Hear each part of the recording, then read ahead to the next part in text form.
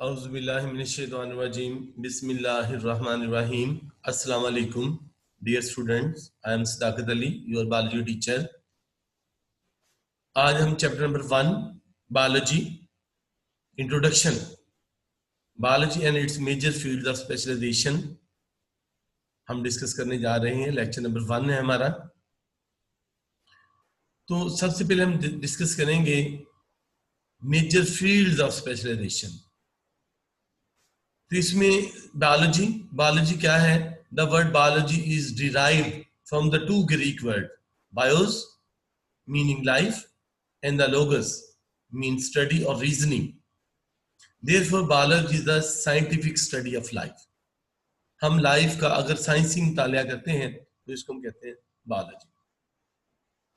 Biologist क्या है? Deals with the living part of the nature and non living thing which affect the living thing in any way. ये हमें biologist बताता है, वो इस चीज का ताना बाना बुनता है कि लिविंग और नॉन लिविंग थिंग्स में क्या इंटरेक्शन है। वो नेचर को भी स्टडी करता है, वो लिविंग थिंग्स को भी स्टडी करता है, और नॉन लिविंग थिंग के इफेक्ट्स लिविंग थिंग्स के ऊपर क्या हो रहे हैं वो इनको भी स्टडी करता है। Strive to understand, explain, integrate and describe natural world of living thing.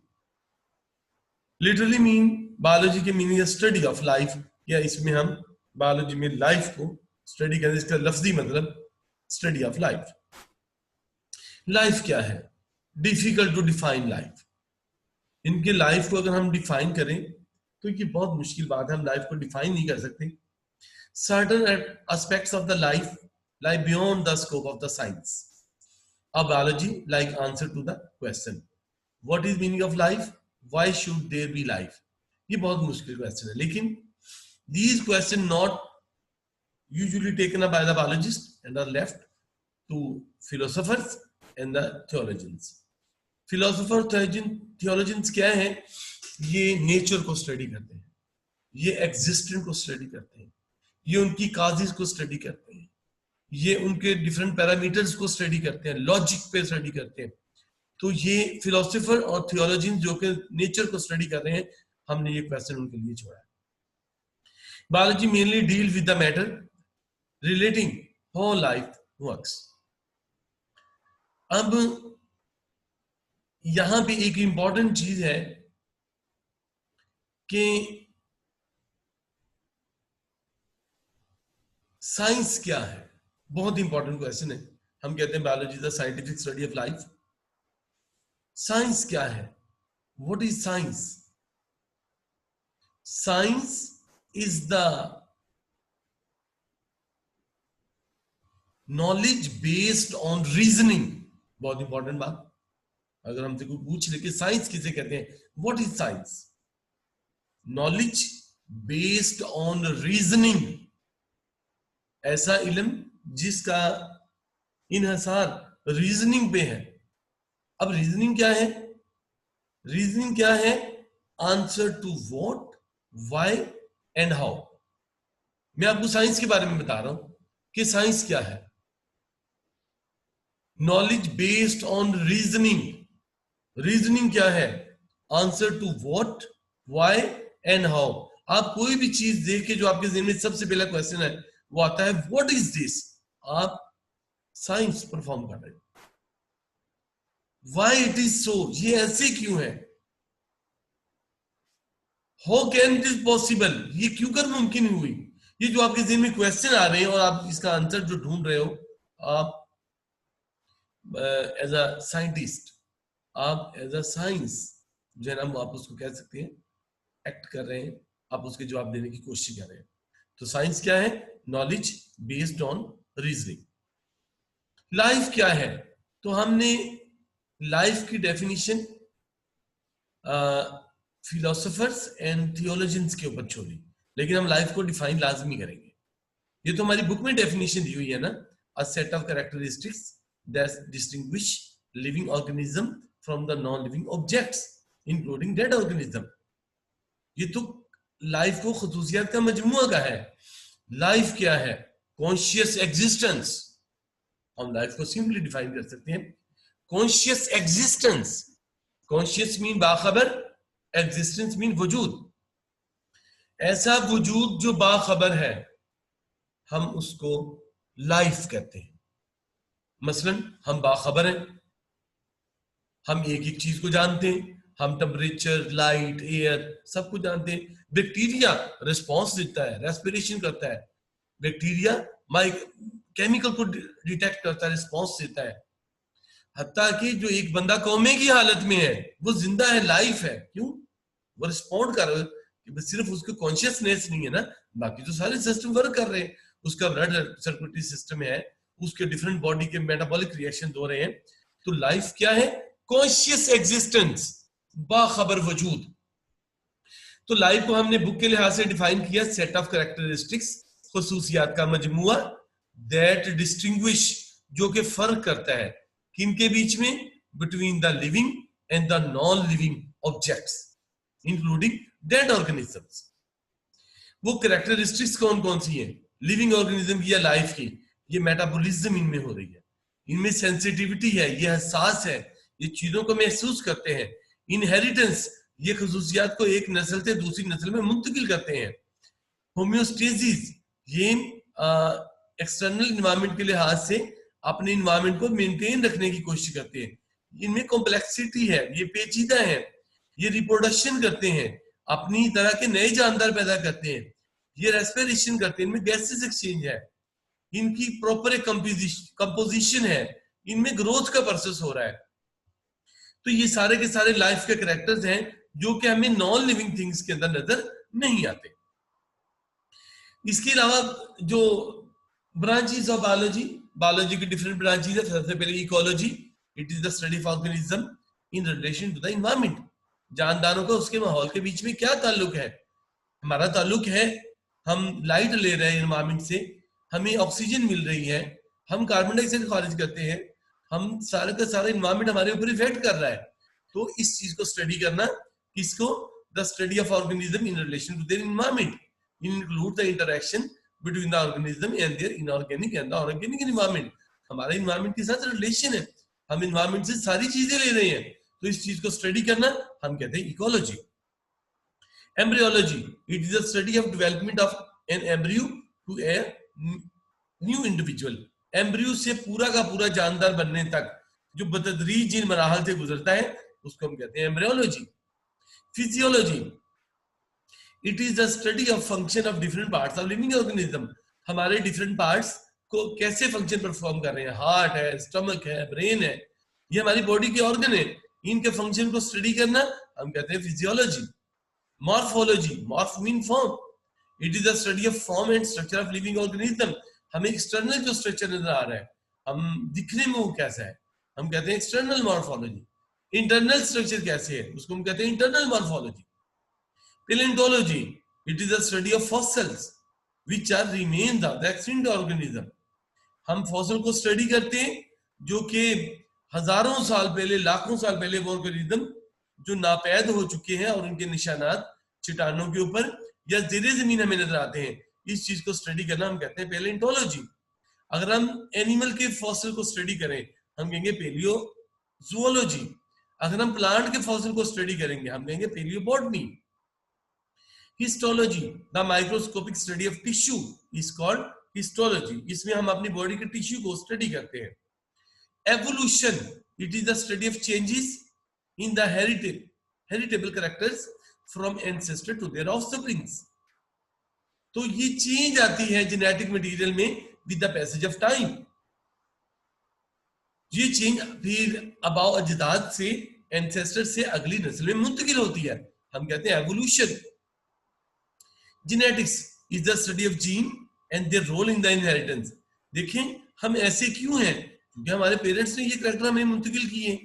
हमारे पेरेंट्स ऐसे क्यों थे, उनके पेरेंट्स ने वो करैक्टर उनको दिए थे। तो it is the study of gene and their role in the inheritance. Inheritance is the transmission of characters from one generation to other generation. एक जनरेशन से दूसरी जनरेशन में खसूसियात का मुंतकिल होना हम कहते हैं genetics. Inheritance, zoography, zoogeography, zoo mean animal, geo mean earth. It is the study of geographical distribution of the animal on the earth. देखिए मुख्तलिफ खित्तों में मुख्तलिफ एनिमल हमें स्कैटर्ड नजर आते हैं। कुछ एनिमल बर्फानी इलाकों में होते हैं, पहाड़ी इलाकों में होते हैं, सहरा में होते हैं, हमारे इंडस्ट्रियल एनवायरमेंट में होते हैं। तो ऑर्गेनिज्म इस प्लेनेट के ऊपर बिखरे हुए हैं। इस चीज को स्टडी करना कि कौन कौन से एनिमल किस जगह पे हैं, हम इसको कहते हैं zoogeography. Molecular biology, it is a study of structure of organism, cell and their organelles at molecular level. इसमें हम स्टडी करते हैं कि ऑर्गेनिज्म, उनके सेल और उनके ऑर्गेनल्स किन किन मॉलिक्यूल से मिलकर बने हुए हैं। मसलन अगर हम सेल की बात करें तो सेल की जो प्लाज्मा मेम्ब्रेन है वो प्रोटीन और लिपिड से मिलकर बनी हुई है। Protein are molecules, lipids are molecules. तो हम अगर ऑर्गेनिज्म को, उनके सेल्स को और उनके ऑर्गेनल्स को मोलेकुलर लेवल पे स्टडी करें तो हम इसको कहते हैं molecular biology. It gives information about molecule present in the living organisms. Next है microbiology. Micro means small. It is the study of microorganism which include bacteria, viruses, protozoa and microscopic algae and fungi। हम कहते हैं microbiology. इनको अमूमन हम with the help of microscope study करते हैं। Fresh water biology, it is a study of organism living in the fresh water bodies, rivers, lakes. इनको हम कहते हैं फ्रेश वाटर। फ्रेश वाटर से मुराद नेस्ले का वाटर नहीं है, जहां पे पानी बह रहा है, रिवर्स है, कैनाल्स है, लेक्स है, तो इसको हम स्टडी करना हम कहते हैं फ्रेश वाटर बायोलॉजी। इनके फिजिकल एंड केमिकल प्रॉपर्टीज को भी हम डिस्कस करते हैं। मसलन वाटर का टेम्परेचर क्या है, इसमें न्यूट्रिएंट्स किस तरह के हैं, वाटर की पीएच किस तरह की है। हम इसमें इन तमाम चीजों को फ्रेश वाटर बायोलॉजी में स्टडी करते हैं, क्योंकि लाइफ जो है फ्रेश वाटर में रहती है। प्लांट्स हैं, एनिमल है, माइक्रो ऑर्गेनिज्म है, ये यहाँ पे रह रहे हैं। तो इन ऑर्गेनिज्म को जो कि फ्रेश वाटर बॉडीज में रह रहे हैं, हम इनको कहते हैं fresh water biology. Marine biology, marine के सीज एंड ओशन, बहर एंड बहेरा, छोटे समंदर, बड़े समंदर, इनको हम, इसमें भी लाइफ रह रही है। समंदर में, सीज में, ओशन में भी लाइफ है। प्लांट्स, एनिमल, माइक्रो ऑर्गेनिज्म सारे हमें यहाँ पे नजर आ रहे हैं। तो लाइफ को सीज एंड ओशन में स्टडी करना हम कहते हैं मेरीन बायोलॉजी। साथ साथ हम इनके फिजिकल एंड केमिकल प्रॉपर्टीज को, पैरामीटर को भी डिस्कस करते हैं कि सी और ओशन का टेम्परेचर क्या है, यहाँ पे न्यूट्रिएंट्स कितने हैं, यहाँ पे वाटर की पीएच कितनी है। इन तमाम चीजों को हम साथ साथ डिस्कस करते हैं। पैरासाइटोलॉजी, पैरासाइट किसे कहते हैं, an organism that depends on the other organism for food and shelter, हम इसको पैरासाइट कहते हैं। तो पैरासाइटोलॉजी क्या है, it is the study of parasite. Parasite को स्टडी करना हम कहते हैं पैरासाइटोलॉजी। पैरासाइट क्या है, an organism that depends on the other organism, living organism, for the food and may cause disease in the host.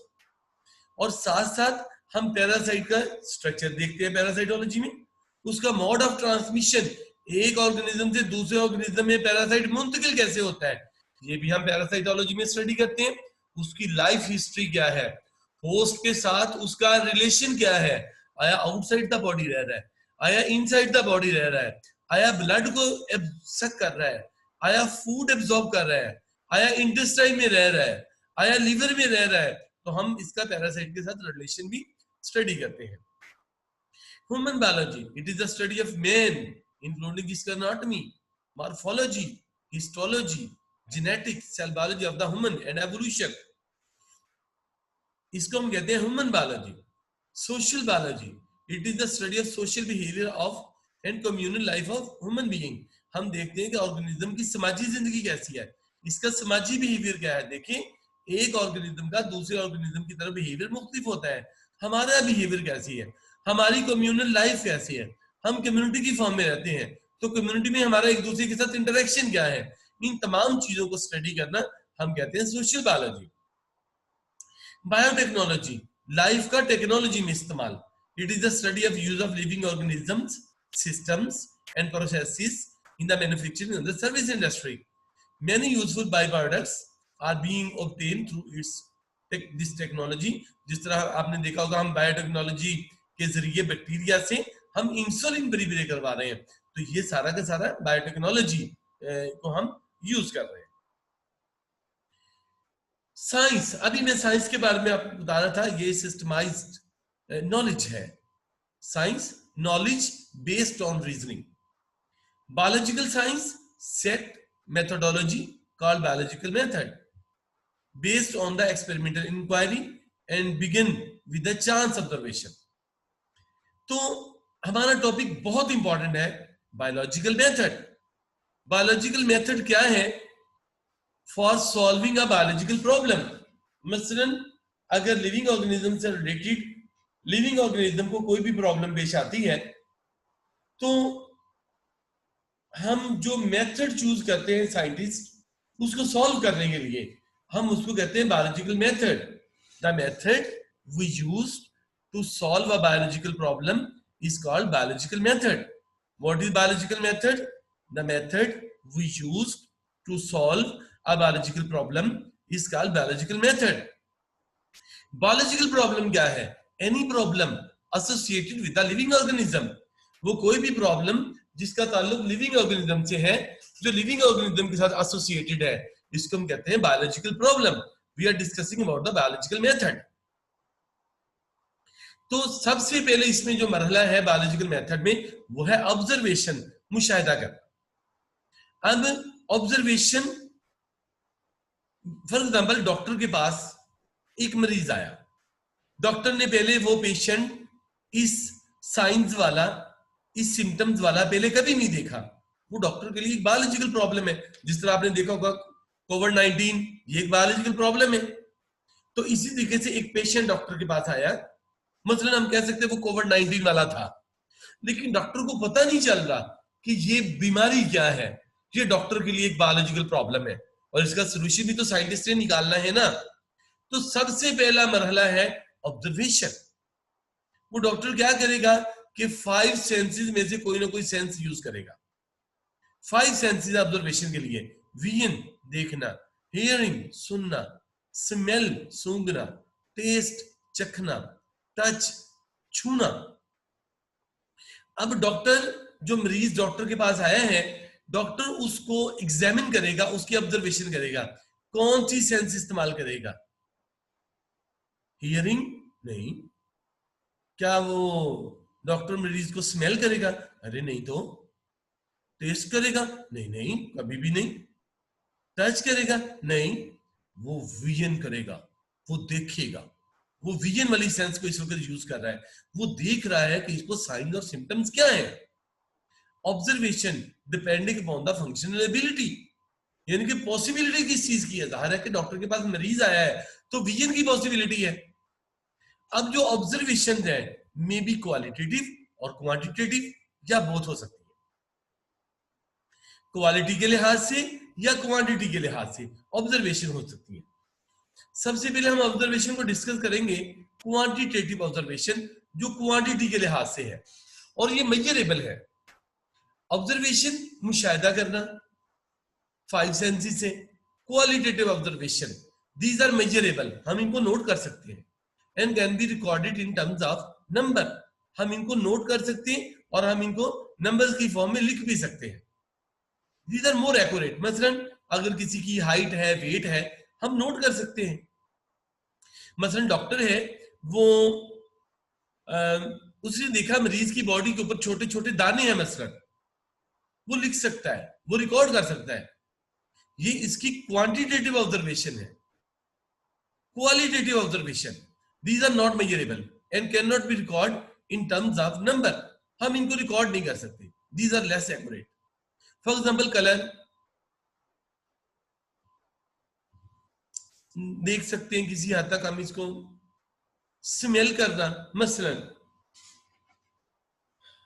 किसी चीज को स्मेल करना, स्मेल करके क्या हम रिकॉर्ड कर सकते हैं? नहीं. मसलन एक बंदे ने परफ्यूम लगाया है, हम कह सकते हैं हमें कितनी खुशबू आ रही है?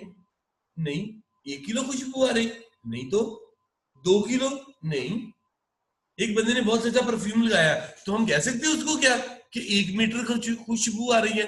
अरे नहीं. तो 2 मीटर? अरे नहीं नहीं. क्यों? स्मेल को हम डेटा की फॉर्म में लिख नहीं सकते. एक मरीज आया डॉक्टर के पास, कहता है जी मेरे पेट में पेन हो रही है. कितनी? 1 किलो? अरे नहीं नहीं, पेन को हम नहीं लिख सकते. 2 किलो? अरे नहीं नहीं नहीं. 1 फुट? नहीं. तो तो ये वाले जो ऑब्जर्वेशन जिसको हम डेटा की फॉर्म में नहीं लिख सकते, हम उनको कहते हैं क्वालिटेटिव ऑब्जर्वेशन। तो ये लेस एक्यूरेट होती है। और क्वांटिटेटिव ऑब्जर्वेशन क्योंकि हम उनको डेटा की फॉर्म में रिकॉर्ड कर सकते हैं, लिख सकते हैं, तो वो मोर एक्यूरेट होती है, राइट। अब डॉक्टर ने ऑब्जर्वेशन कर ली मरीज की, उसने उसकी बॉडी के ऊपर निशानात वगैरह देख लिए, उसकी साइंस और सिम्टम देख लिए। हाइपोथेसिस, हाइपोथेसिस क्या चीज है? Observer organizes observation into data and gives a statement as per experience and background knowledge of the event. अब हाइपोथेसिस क्या है? अब ऑब्जर्वेशन के बाद जो ऑब्जर्वर है वो कोई बात कहता है, बस जो वो बात कहता है उसको हम हाइपोथेसिस कहते हैं। हाइपोथेसिस एक फर्ज की हुई बात होती है जो कि मुशाहदे की बुनियाद पर कही जाती है। ये बात गलत भी हो सकती है, दुरुस्त भी हो सकती है। फिर सुने, what is hypothesis? It is an untested statement based on observation. ये ऑब्जर्वेशन की बुनियाद पर कही गई एक गैर हतमी बात होती है जो कि दुरुस्त भी हो सकती है, गलत भी हो सकती है। मसलन we are discussing about the hypothesis. मसलन मैं कहता हूं, बाहर जाके आसमान की तरफ देखता हूं, मैं देखता हूं कि मतला अबर आलूद है, तो मैंने बाहर का जायजा लिया, मुशाहिदा किया, और मुशाहिदे की बुनियाद पर मैंने एक बात कही। मैंने कहा लगता है आज बारिश होगी, मैंने हाइपोथेसिस कहा है। क्यों? मैंने ऑब्जर्वेशन की बुनियाद पर एक बात कही है। अब ये नहीं है कि जनाब रजाई में लेटे हुए हैं और क्या तो लगता है आज बारिश होगी, ना ना, क्योंकि ऑब्जर्वेशन तो हमने की नहीं है। ऑब्जर्वेशन क्या है? सॉरी, हाइपोथेसिस क्या है?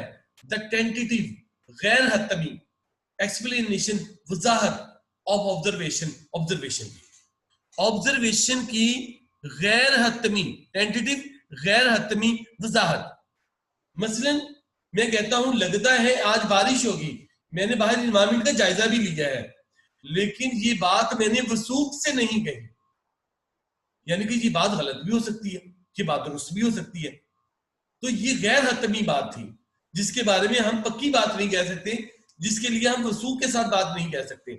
हम इसको कहते हैं टेंटेटिव एक्सप्लेनेशन, गैर हतमी वजाहत ऑफ ऑब्जर्वेशन, मुशाहिदे की इसका हाइपोथेसिस।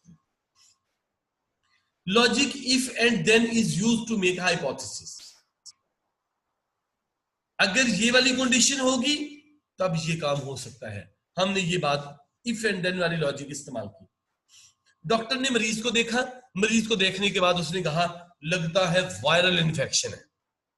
डॉक्टर ने हाइपोथेसिस कहा है, देखो कोविड-19 का मरीज डॉक्टर के पास आया है, लेकिन डॉक्टर को पता नहीं था ये किस चीज का मरीज है, तो डॉक्टर के लिए एक बायोलॉजिकल प्रॉब्लम था। डॉक्टर ने बायोलॉजिकल मेथड यूज किया, पहले ऑब्जर्वेशन की बुनियाद पर, और उसने अपने प्रीवियस एक्सपीरियंस की बुनियाद पर, बैकग्राउंड नॉलेज की बुनियाद पर, उसने डॉक्टर ने मरीज को देख के कहा मुझे लगता है ये वायरल इन्फेक्शन है। जो उसने कहा है ना, लगता है वायरल इन्फेक्शन है, तो इसका मतलब डॉक्टर ने बात वसूख के साथ नहीं की, डॉक्टर ने पक्की बात नहीं की। ये बात दुरुस्त भी हो सकती है, ये बात गलत भी हो सकती है। तो हम कैसे हाइपोथेसिस को डिवाइस कर सकते हैं? दो तरीकों से। Inductive reasoning. इंडक्टिव रीजनिंग क्या है? It is reasoning from specific to general. It begins with the specific observation and lead to information of the general principle. तो ये स्पेसिफिक से जनरल की तरफ मूव करती है यहाँ पे रीजनिंग। जैसे if we know that sparrow have wings and are birds, then we know that eagle, parrot, hawks all are birds, and then we conclude that all birds have wings. हम बात कर रहे हैं हाइपोथेसिस कैसे बनाए जा सकते हैं? इंडक्टिव रीजनिंग से। इंडक्टिव रीजनिंग क्या है? It moves from specific to general. मैं कहता हूं स्पैरो एक बर्ड है और इसके विंग्स हैं, ये मैंने एक खास बात कही। क्यों? स्पेसिफिक बर्ड है स्पैरो, स्पैरो एक खास परिंदा है और इसके पर है, मैंने ये खास बात कही। अब ये खास बात मैं जनरल के ऊपर अप्लाई करने लगा हूं। मैं कहूंगा कि जितने भी बर्ड्स हैं, ईगल, पैरट, हॉक, ये सारे के सारे बर्ड्स हैं और इनके भी विंग्स होने चाहिए, इनके भी विंग्स हैं। पहले मैंने खास बात कही, फिर मैंने एक जनरल बात कही। अब हम इसको अप्लाई करेंगे मरीज के ऊपर। डॉक्टर ने कहा कि लगता है ये वायरल इन्फेक्शन है। ये डॉक्टर ने उस मरीज को तरफ देखकर स्पेसिफिक बात कही। अब डॉक्टर इंडक्टिव रीजनिंग की तरफ जा रहा है, वो एक जनरल बात कहने लगा है। वो कहता है आइंदा जो भी इस बीमारी के मरीज होंगे सबकी यही इलामात होंगी, यही साइंस होंगे। पहले उसने खास बात कही, फिर उसने एक जनरल बात कही। दूसरा मेथड है deductive reasoning. It is reasoning from general to specific. हम जनरल पहले बात कहते हैं, फिर उसको स्पेसिफिक पर अप्लाई करते हैं। मसलन it involve drawing specific conclusion from some general principle. मसलन मैं कहता हूं ऑल बर्ड्स हैव विंग्स, मुझे पता तमाम परिंदों के पर है, ये मैंने जनरल बात कही है। फिर मैं कहता हूं sparrow is a bird and have wings, sparrow एक खास परिंदा है और इसके भी पर होंगे। अब डॉक्टर ने पहले हजारों मरीजों को देखा है जो वायरल इंफेक्शन वाले थे। उसने पहले वो सारा नॉलेज इकट्ठा किया, अब फिर उसने ये खास बंदे के ऊपर अप्लाई कर दिया जो मरीज डॉक्टर के पास बैठा है। उसने पहले सारे वायरल इंफेक्शन की अलामत देखी, उसने देखकर एक खास बात कही बंदे को देखकर। उसने कहा लगता है ये वायरल इंफेक्शन है। उसने ये बात क्यों कही? पहले जनरली उसने सोचा अपने एक्सपीरियंस की बुनियाद पर, फिर अब उसने खास बात कह दी। तो हम इस तरीके से भी हाइपोथेसिस बना सकते हैं। Different ways to formulate hypothesis. इसके अलावा भी हाइपोथेसिस बनाने के तरीके हैं, इंट्यूशन और इमेजिनेशन। मसलन वजदान, सिक्स सेंस। कुछ लोगों को आपने देखा होगा, हम मुआशरा सब लोग मिलकर बनाते हैं, कुछ लोगों के पास सिक्स सेंस होती है, इमेजिनेशन, इंट्यूशन, वजदान। मसलन फैमिली में कोई ना कोई ऐसा बंदा, खास तौर पर बंदी फीमेल्स में, मतलब फुप्पो हो सकती है, खाला हो सकती है, दादो हो सकती है, नानो हो सकती है, लाजमी खानदान में एक ऐसा बंदा होता है जो कि इस चीज का हामिल होता है। मसलन वो पहले ही शोर डाल देता है किसी इवेंट को होने से पहले, कहते मुझे, मसलन फुप्पो है, वो कहती जी मुझे ख्वाबें अच्छी नहीं आ रही, मुझे लगता है खानदान में कुछ होने वाला है, पता नहीं मेरे दिल को कुछ हुआ जा रहा है, लगता है खानदान में कुछ होने वाला है। तो थोड़े दिनों बाद खानदान में कोई बंदा मर जाता है, लोग कहते हैं ही मनूस, देखा इसने रौला डाला हुआ था कितने दिनों का, मरवा दिया ना बंदा। फिर अब सोचने वाली बात यह है कि मुआशरे में जो इस तरह के लोग होते हैं जिनको वक्त से पहले इस तरह की सिक्स सेंस वर्क करती है, वो हमें क्यों नहीं ये बात का पता चलता कि खानदान में कुछ होने वाला है? ये उनकी गॉड गिफ्टेड चीज है। अब ये हाइपोथेसिस है, वो जो नानो या दादो या फूफो एक बात कह रही है ना, लगता है कि खानदान में कुछ होने वाला है, वो बात दुरुस्त भी हो सकती है, वो बात गलत भी हो सकती है। तो हाइपोथेसिस तो बन गया। एस्थेटिक प्रेफरेंस, हम किसी चीज की खूबसूरती को, एस्थेटिक जमालियात, हुस्न को देखकर भी हाइपोथेसिस बना सकते हैं। मतलब एक चीज मुझे बहुत अच्छी लगती है, मैं कहता हूं ये चीज चूंकि मुझे बहुत अच्छी लगती है, मैंने यही परचेज करनी है, मैंने यही चीज लेनी है। अब ये मेरा हाइपोथेसिस है। वो चीज दिखने में तो खूबसूरत है, all that glitters is not gold, हर चमकती चीज सोना नहीं होती। मुझे वो चीज अच्छी लग रही है, मैं कहता हूँ मैंने यही परचेज करनी, क्यों? मुझे ये अच्छी लग रही है, मैंने उसकी खूबसूरती को देखा। अब ये मेरा हाइपोथेसिस है। वो ये मेरी बात सही भी हो सकती है, वो गलत भी हो सकती है, शायद जो चीज मुझे खूबसूरत लग रही है वो सही ना हो। तो हम एस्थेटिक प्रेफरेंस भी देते हैं। रिलीजियस एंड फिलोसॉफिकल आइडियाज को भी हमें मद्देनजर रखते हैं। हम बात करते रिलीजन को भी मद्देनजर रखते हैं। मसलन हर मजहब के लोग अपने अपने रिलीजन को मद्देनजर रखते हैं। अगर हमें फर्ज अमल कहा जाए कि आपको खाने में कौन सी चीज पसंद है, हम कहेंगे नबी करीम सल्लल्लाहु अलैहि वसल्लम को कौन सी चीज, हम कहेंगे इस्लाम में खजूरों के साथ रोजा खोलना प्रेफरेबल है। ये तो हमारा यानी कि एक्सपीरियंस हाइपोथेसिस है ना, टेस्ट किया हुआ हाइपोथेसिस। लेकिन बाद बात लोग रिलीजियस को, दूसरे रिलीजन वाले लोग, मतलब कुछ लोग दरख्तों की पूजा करते हैं, कुछ लोग पीपल के दरख्त की पूजा करते हैं, रिलीजियस प्रेफरेंस दे रहे हैं, हाइपोथेसिस है ये। तो यानी कि रिलीजियस बातों को भी लोग मद्देनजर रखते हैं। मसलन मुझे कोई बंदा कहता है 1 से लेकर 10 तक हिंद से है, इनमें एक ऐसा अल्फाबेट है जिसकी कीमत 10 करोड़ है। लो जी, मेरे तो वारे न्यारे हो जाएंगे। लेकिन अब बात यह कि 1 से लेकर 10 तक काउंटिंग है, 1 से लेकर 10 तक गिनती है, 1 से लेकर 10 तक अल्फाबेट्स है। लेकिन अब उन 10 में से एक की वैल्यू 10 करोड़ है और मुझे एक लफ्ज का इंतखाब करना है, एक अल्फाबेट का। अब मैं क्या करूंगा, रिलीजियस प्रेफरेंस में दे सकता हूं, मसलन अल्लाह एक है तो शायद एक हो, मैं बटन प्रेस करूंगा एक, तो मेरा 10 करोड़ का इनाम निकल आया। मैंने कहा देखा अल्लाह एक था, मेरे ख्याल के मुताबिक लफ्ज एक जो अल्फाबेट था ना यही 10 करोड़ का था। ये बात गलत भी हो सकती है, मैंने वन को प्रेस किया वो क्रॉस आ गया, हम कहेंगे नहीं नहीं नहीं कोई बात नहीं, अल्लाह तो एक ही है ना, इनाम नहीं लिख रहा, तो कोई ऐसी बात नहीं है। इसी तरीके से हमारे और भी लोग जो है ना इस तरह की चीजों को मतलब को लिहाज से 5 का डिजिट्स है, 11 का डिजिट्स है, इसको भी रेफरेंस देते हैं sometime. Comparison and analogy with other processes, हम चीजों का कंपैरिजन करके भी हम हाइपोथेसिस बना सकते हैं। मतलब मैं कहता हूं ये चीज मैंने पहले भी खरीदी थी, ये सही निकली थी, अब भी मैंने यही खरीदी है। ये डिजाइन, ये कपड़ा मैंने पहले भी खरीदा था, वो सही निकला था, अब भी मैंने यही खरीदा है। तो इस तरीके से भी हाइपोथेसिस बन सकते हैं। Discovery of one thing while looking for some other, हम किसी और चीज की तलाश में है, हमें रास्ते में गए और चीज मिल जाती है, तो इस तरीके से भी हम हाइपोथेसिस की फॉर्मुलेशन हो सकती है। अब डॉक्टर ने मरीज को देखकर कहा, जो हमने एक सिलसिला शुरू किया हुआ है, उसने कहा लगता है वायरल इन्फेक्शन है। अब देखिए ये हाइपोथेसिस था, वो गलत भी हो सकता है, दुरुस्त भी हो सकता है। अब डॉक्टर क्या करते हैं, जो मरीज के साथ, मरीज जब डॉक्टर के पास जाता है और ये नया मरीज जो होता है, आपको पता है डॉक्टर उस बेचारे के साथ क्या सलूक करते हैं, उसको बीसीओ टेस्ट लिख के दे देते हैं, कहता जी ये टेस्ट ये टेस्ट ये test, urine test, uric acid test, blood का टेस्ट, लिपिड का टेस्ट, फलाना टेस्ट, ये करवा के लेके आओ। वो बेचारा टेस्ट देके परेशान हो जाता है कि अब क्या करना है, अब ब्लड को टेस्ट भी तो करना है ना। तो डॉक्टर कहेगा अब जी आपने ब्लड का टेस्ट करवाए। हम हाइपोथेसिस को टेस्ट करते हैं through experimentation, repeated exposure of hypothesis to possible falsification increase scientist confidence in the hypothesis when it is not falsified। अब डॉक्टर ने हाइपोथेसिस बनाने वाले को उस वक्त हौसला मिलता है जब बार बार के टेस्ट करने से उसके टेस्ट दुरुस्त साबित होते हैं, उसको कोई गलत नहीं साबित कर सका। मसलन फिर देखें, डॉक्टर ने मरीज को देख के कहा लगता है वायरल इन्फेक्शन है, अब उसके ब्लड के टेस्ट करवाए गए। हर टेस्ट में मैक्सिमम में 90% में वायरस आया। अब इससे डॉक्टर का हौसला बढ़ेगा, इनके फैल्सिफिकेशन लोग उसको गलत करने की कोशिश करेंगे एक्सपेरिमेंट से, लेकिन बार बार के टेस्ट से वो चीज सही साबित हो रही है। तो हाइपोथेसिस को भी दुरुस्त मान लिया जाता है।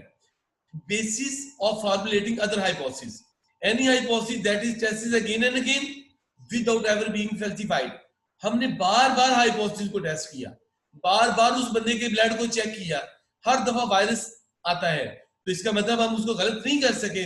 फिर and well supported by the generally accepted, और अगर उसको अच्छे तरीके से सपोर्ट किया जा रहा है तो हम फिर उसको एक्सेप्ट कर लेते हैं। अगर hypothesis next theory, a series of hypothesis supported by result of many test become a theory. एक हाइपोथेसिस बार बार के टेस्ट से दुरुस्त साबित हो रहा है और उसको गलत नहीं किया जा रहा, गलत नहीं साबित हो रहा, वो हम उसको थ्योरी मान लेते हैं। For example cell theory, cell theory के बारे में इंशाल्लाह हम डिस्कस करेंगे, बल्कि हमने डिस्कस किया था चैप्टर नंबर 4 में। जो गुड थ्योरी है, देखो सेल थ्योरी के 3 पॉइंट थे हमने डिस्कस किए कि cell is a structure having nucleus, nucleus is surrounded by cytoplasm, cytoplasm is bounded by plasma membrane. हम इस बात को अब झुठला नहीं सकते। Good theory, a good theory is predictive and has explanatory power. हम गुड थ्योरी को बहुत अच्छे तरीके से एक्सप्लेन कर सकते हैं। प्रोडक्टिव होती है गुड थ्योरी, हम इससे नए नए हाइपोथेसिस बना सकते हैं। A good theory which may suggest new and different hypothesis is called productive theory. हम इससे न्यू हाइपोथेसिस बना सकते हैं। The testing go on, many scientists take it as a challenge.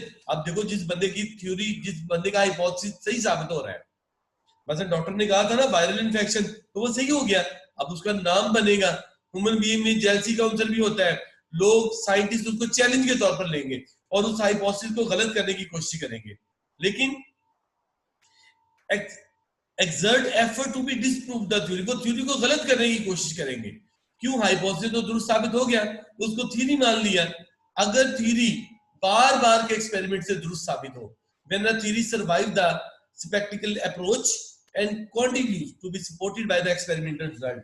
एक थ्योरी बार बार के टेस्ट से दुरुस्त साबित हो रही है और उसको गलत नहीं किया जा रहा, हम उसको साइंटिफिक लॉ मान लेते। तो ये जो है स्पेक्टिकल अप्रोच गलत साबित करना है, अप्रोच गलत साबित करना है, स्पेक्टिकल अप्रोच गलत साबित करना। For example Mendel law of inheritance, hard environment law, uniform. तो हम मेंडल लॉ को, मेंडल ने कहा खसूसियात एक नस्ल से दूसरी नस्ल में मुंतकिल होती है, हम इस बात को झुठला नहीं सकते। लॉ ऑफ इनहेरिटेंस हमें पता है, मेंडल लॉ ऑफ सेग्रीगेशन है, Mendel law of independent assortment है, हम इनको झुठला नहीं सकते। जो साइंटिफिक लॉ है ये कांस्टेंट फैक्ट ऑफ नेचर होता है, uniform and constant fact of nature and irrefutable theory, ऐसी थ्योरी जिसको हम झुठला नहीं सकते। जिस तरह साइंटिफिक लॉ में देखें, हम कहते हैं action and reaction and equal in magnitude but opposite in direction, हम इस बात को झुठला नहीं सकते। लेकिन biology is short in laws because elusive nature of life, हमें पता लाइफ की बड़ी कॉम्प्लिकेटेड नेचर है, हम इसलिए हमें बायोलॉजी में इतने ज्यादा लॉज नजर नहीं आते। तो ये था आज का हमारा topic, biological method for solving a biological problem. Next lecture में आपकी खिदमत में फिर हाजिर होंगे, तब तक के लिए इजाजत, अल्लाह हाफिज।